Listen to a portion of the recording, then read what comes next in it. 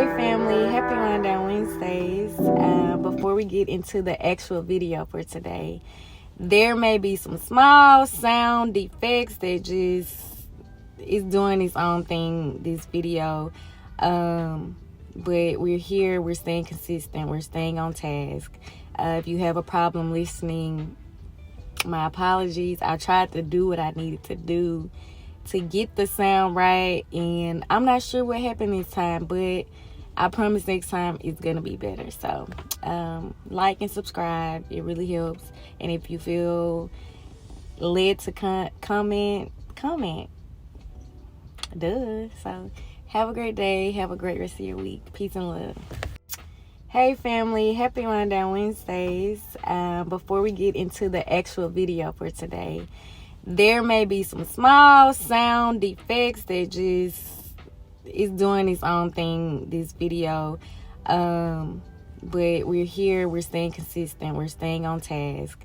If you have a problem listening, my apologies. I tried to do what I needed to do to get the sound right, and I'm not sure what happened this time, but I promise next time it's gonna be better. So like and subscribe, it really helps. And if you feel led to comment. So have a great day, have a great rest of your week. Peace and love. So what's up, family? Happy Wind Down Wednesdays, guys, and welcome back to Eating with Kickie. I hope that you guys are doing well and enjoying your week so far, and just feeling great. I feel great. I'm super just in a great mind space. I'm feeling motivated. I'm feeling inspired. Just all of the good stuff, and I have been like doing the things, okay? So, jumping right into today, we are talking about the power of purpose and passion. And so I do want to read a scripture here from Proverbs 19, verses 21, and it says, "Many are the plans in the mind of a man, but it is the purpose of the Lord that will stand." I've heard the saying that God laughs when we make our own plans, because his plans are always going to trump our plans. No matter how we write it down, how we want to see it timed out, his plan is going to be the star of the show, always. Because he knows what's best for us, even when we think we know what's best for us, you know. I also have a verse from Colossians 3, verse 23, and it's about passion. So, whatever you do, work heartily, as for the Lord and not for men. That scripture for me, like, yeah, it just does what it does. It does what it needed to do, okay? So, I know, like, we are in a time where if you're not doing something or showing that you're doing something, it's like you're not doing nothing, or what are you trying to be in life, or you just can't be a normal person no more, because everybody want to be a celebrity, everybody want to have this status about themselves, and it's just like, what happens to actually just doing what you do and let it be okay? And you may not see the behind the scenes all the time, but just know that I'm doing the things. Otherwise, I wouldn't be sitting up here. I knew I was like not doing what I'm supposed to do, you know what I mean? So you gotta have some kind of structure about yourself, and doing it for you, for God, and not doing it for other people to validate you, and not to be just being seen by others in this life. Because as much as they want to see things, they need to be doing the same thing, working.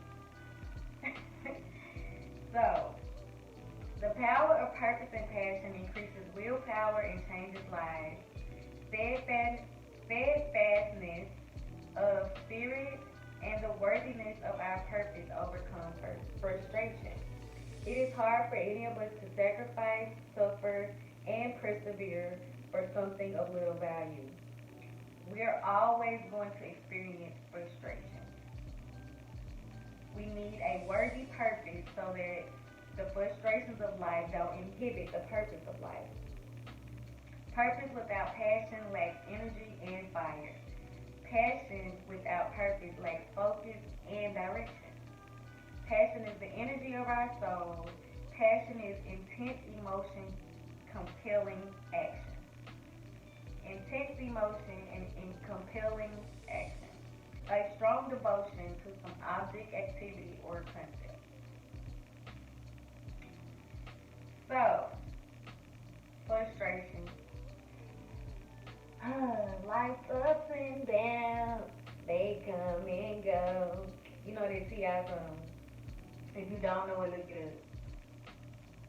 Yeah, I get frustrated quite a bit. Not gonna lie. I don't really try to let stuff bother me, and I can just really just ignore it. But sometimes when it's like that thing that just keeps, like you got an itch and you just won't stop, and you know you need to leave it alone. That's like what a bad frustration is like. And I think when people know that they have frustrated you, they just keep saying stuff that don't even make it better. So either that or being frustrated when you feel like you're giving your all to something, and then here comes something like in the midst, and it's like, I can't win for losing. And it's easy to feel like that too, because when you feel like, God, I'm doing the things, I'm doing what I'm supposed to be doing, like, I'm not getting in trouble, I'm not, being talking bad, and all this stuff. So it's just like, you feel like sometimes it can be like, oh, the devil coming to try to steal my joy. And what I did learn is that sometimes it's not always the devil. Sometimes it's God being like, okay, you had this plan for yourself, but I'm blocking it now because I need you to understand and come ask me for the thing that you're trying to pursue, because maybe this not for you. You know what I mean? So we actually have to pray and seek His face and wait for Him to give us an answer, and be patient. As much as we want to just up and do some things and on our own time, it just don't work that way. And it may work. I feel like when things work with ease, that's how you know it's for you. When you run into some obstacles and it's just really like you just falling and ain't nothing going right. Okay, to me, I feel like let's take a step back and reanalyze what's going on here, and let's say a prayer and see, okay, God, what am I doing wrong, and how can you redirect me in the right direction so I'm not frustrated, or maybe, I can do this a different way, in the way that you want me to do it, and maybe the way that I'm trying to do it is not curating what it needs to be curated. It's hard for any of us to sacrifice, suffer, and persevere for something of little value. Sacrificing is hard because that means you have to really put yourself in a position to be disciplined over yourself. Because sometimes you're not gonna have that. Growing up as a child, we got our parents to be like, hey, no, don't do that, and you're gonna get in trouble for this. And when you're an adult, it's different. So you're supposed to know right from wrong. And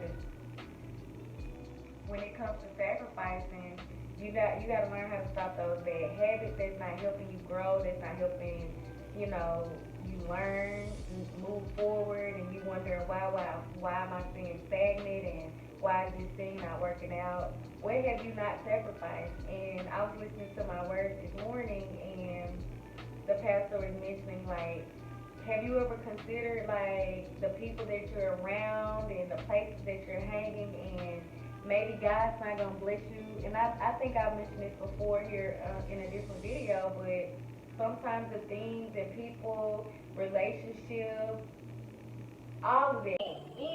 It don't be right, and you know it's not right, but you rather stay there because you don't want to move on and start over. God can't bless you. God can't bless no mess, basically. He can't bless no mess, and if He has something so great for you and you're not around the right people, He not giving that to you for them to, tear it down in the long run, because He already knows. And as much as we have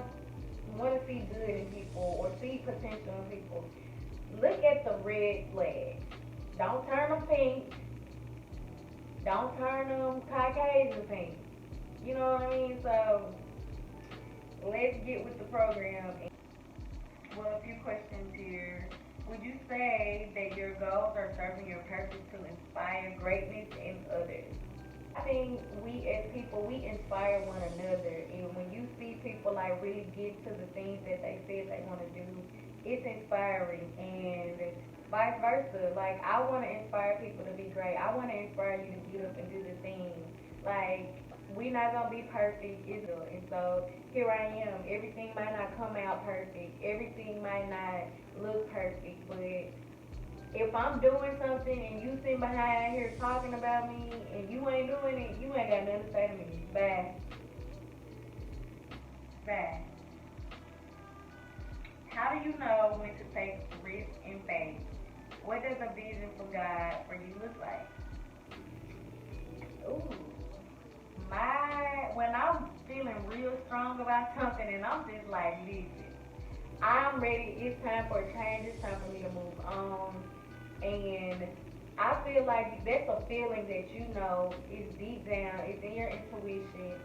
And when I'm praying and asking for the signs and I'm seeing them, that's how I know when to take a risk. And as it gets closer, I'm making sure that I'm doing the right things to prepare myself and making sure that I'm good. So when I do step out and take that next leap of faith, I'm good, I'm covered. And just praying that God continues to cover me as well, which I know He will. Still asking Him for His grace and His mercy, because without Him, I can't do it. And as much as I can be like, I did it, I know I can't do nothing without Him handling my back. So that for one. And then when it comes to vision, I am a visual dreamer. I see things so vividly, and I don't dream all the time. And people say, yeah, we all dream, blah, blah, blah. But sometimes I don't wake up and be like, remember, I just know I was asleep, okay? But when I have dreams, and the dreams that I have had, sometimes it scares me because I see it happen, and it has happened in the past. The dreams are so vivid that it's like I can touch it. And when I wake up and going about my day, going about my weeks and months, and it may not happen right then, but to me, it's God preparing me for something that's about to happen. And because I've seen it, I have already started doing the work, and that's just how close to it I feel when I have those visions from God. So, what troubles your spirit?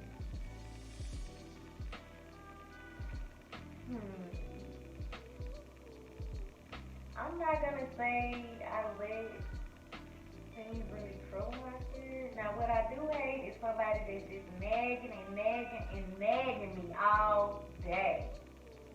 Like, what's going on? What's going on here? What are we doing? What are we talking about? Like, what's the issue? What's the problem? Because we doing all this and we could have had a conversation and went on, because it's just no need for all that. I don't like being like, look like this, you over my shoulder all day either. Like, I won't say it troubles me, but it is frustrating because I don't need that. Like, one thing about it, I'm gonna do what I need to do, and that's that. You don't have to tell me twice. I heard you the first time. Once you found your purpose, it will help to realign your passion and focus. Without purpose, passion is just merely enthusiasm with no drive. We see it all the time. We can be passionate about either your career, the work that you're doing now, and then if you don't feel like you're having purpose with it, or feeling like you're doing something that's giving back in a way, it's just enthusiasm. You have no drive, so you don't care about the time you put into it. You don't care about the effort you put into it. You're doing it because it feels good. That's it. And when that's really gone, what do you have? Like, what do you feel like you have gotten from that experience? From just having that enthusiasm, that fun. There is no such thing as a perfect job, but having a purpose in life will determine your journey and destination. Trust yourself and just do it. Definitely no such thing as a perfect job, career. I find joy in the things that I love to do when it comes to fashion, when it comes to music, and those are my purposeful things. I'm passionate about those things, so I tend to want to learn more about them. I read, I connect myself to watching and listening and the things that help me to grow in these areas. So I'm grateful. Working a job, I'm grateful. Is it perfect? No. But yeah, that's all I say. But anyway, trust yourself and just do the thing that you want to do. The worst thing you can do is not try. And that's my motto. If I try, the thing I can either do is learn from it and do it over, or do it and keep growing. But never fail. I never fail because I tried. I can do all things through Christ who strengthens me, and that's on peace. Passion gets you to do things necessary to grow and improve. Instead of going through the motions in life, you will push on and work harder to solve problems. You will learn what it really takes to be successful. You won't give up at the first sign of struggle. True. It may be frustrating when you're trying to do something for the first time, but just keep at it. And the more you keep at it, the determination will be there. The will to want to continue to grow and learn, that thing will be there. As hard as it may be, and I don't like to say hard, things are a challenge. Life is challenging, but we don't give up on life. We keep going, we keep getting up, we keep going to work. We can't give up on our car. When the car run out of gas, you're gonna go get some gas so you get to where you need to go, or what? Think of those things. It may not be like the exact thing, but metaphorically, that's what it is. So, stay true to yourself. Don't give up on yourself. And the first sign of struggle, let it be. Let it be what it is, and continue, because what I do believe is when you have a positive outlook on something, and you can still be frustrated, but when you can still be frustrated, but when you in your mind just feel like, okay, it's gonna get better, something else will change this situation around, or you stop to say a quick prayer and you're asking for that turnaround. And however it comes, keep your cool, and that's it. Are you being driven more by purpose or passion in your life right now, and why? Answer that for yourself. Comments down below if you will. So, And my closing question for today is, what does life look like as you continue your journey of both passion and purpose? Is there anything you would do differently to continue to grow? I feel like I have the passion and the purpose. Like I said, when I get ready to do certain things, I get nervous because I want to make sure that I'm making an impact. I want to make sure that people feel the energy that I feel. Hey, you see this petite chick, and here she comes with this big bold energy, and maybe she looks quiet and looks like, okay, she don't want to be bothered with, but she's cool. She's the energy. She's the life of the party. She's all the things, and I just want that to be at all times, even when I'm designing for my clients and meeting new people.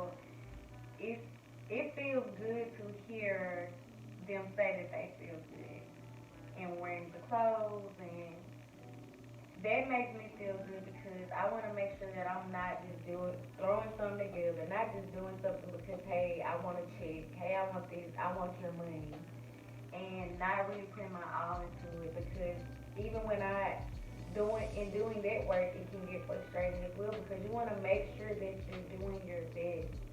I don't want anything from somebody that was just not well thought out of, and I just feel like they didn't really care. So here's your final product, and this is how you're gonna take it, and that's it. And you mean to tell me like you're not gonna even try to hear me and see what I or you know what I mean? So right now, passion and purpose really are serving me in great ways, and I can't complain about that. And what would I do to continue to grow differently on my end?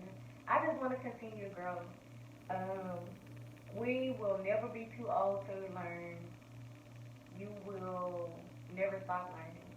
We learn new things about ourselves as we continue to grow and get older. We learn new things about our partners. We learn new things about our friends. And what I do know is if there's another skill for me out there to learn, I'm open and willing to learn it if it interests me, if I'm passionate about it, and I feel like it's going to be purposeful in my life. I just pray that as I continue my journey, that I can grow with individuals that want to grow as well. Yeah. So with that, I hope that you guys continue to have a great week and stay cool, if you will, wherever you are. And yeah, do things in love and not for love, and continue to just show